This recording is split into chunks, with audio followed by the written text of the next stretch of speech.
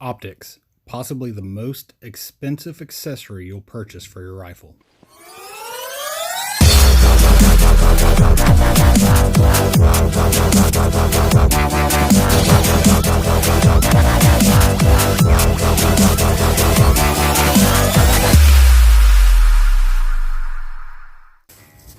Hey, what's up guys, and welcome to another episode of Budget Friendly Tips. So today we're going to be talking about optics, as if you couldn't tell already, but I do have some questions for you. One, how many of y'all have scopes that you've spent $300, $400, maybe even $500 on? Another question, how many of you have that same scope or something similar on multiple rifles, 3 or 4?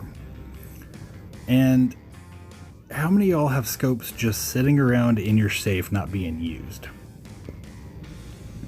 I would say it's pretty safe to assume that most of us have spent quite a bit of money on optics. Very easily to assume that this is more or less the most expensive accessory we're going to have on our rifle as well. Now there's others out there, but don't get me wrong, this is definitely one of the higher ticketed items that we spend on. So if you found yourself in one of those scenarios where you have multiple rifles, multiple scopes, whatever the case may be, you've probably invested $1,500, maybe even up to $2,000. Well, that's why I wanted to do this.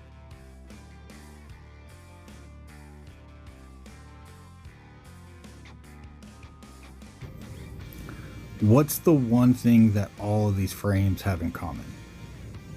They all have the ATN on a rifle or a crossbow. So that brings me to my point.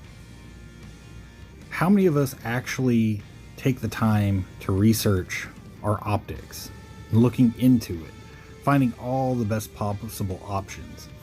If you're not really taking the time to research and look into your optic, you're really doing yourself a disfavor.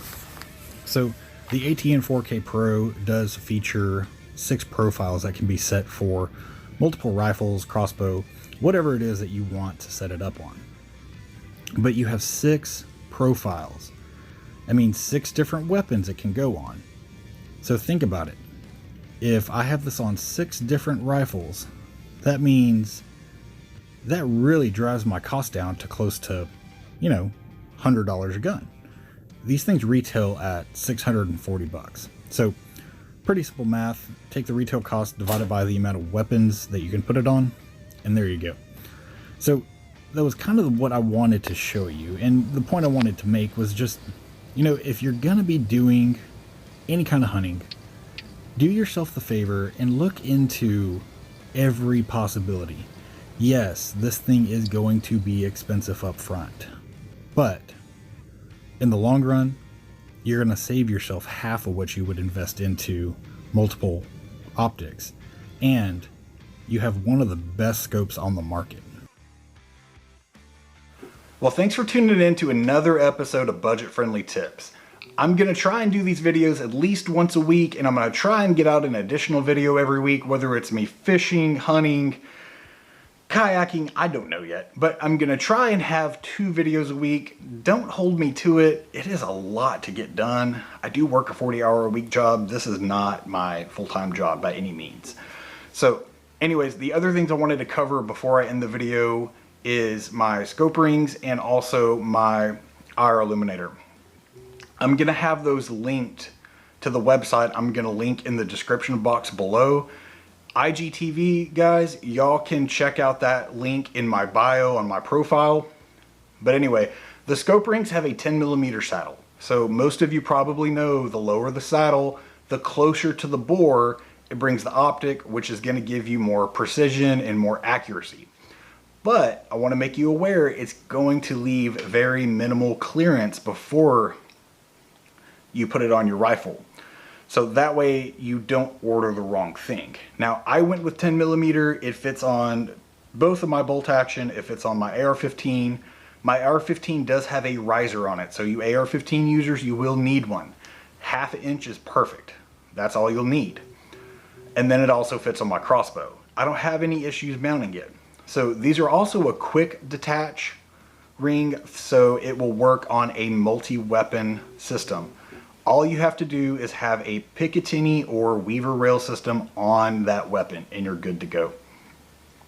Also, the IR illuminator is a kind of higher ticket. It's not the most expensive, but it's not the cheapest.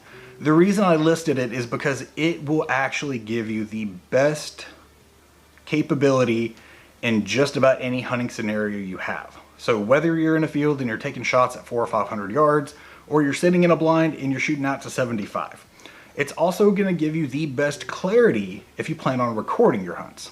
So I wanted to cover that before you click the link and just go, what the heck is this guy talking about? It's not budget friendly. Well, if you think in the sense that I'm going to spend money on this one time rather than buying multiples like I had to, it really is budget friendly to know which one to get the first time around.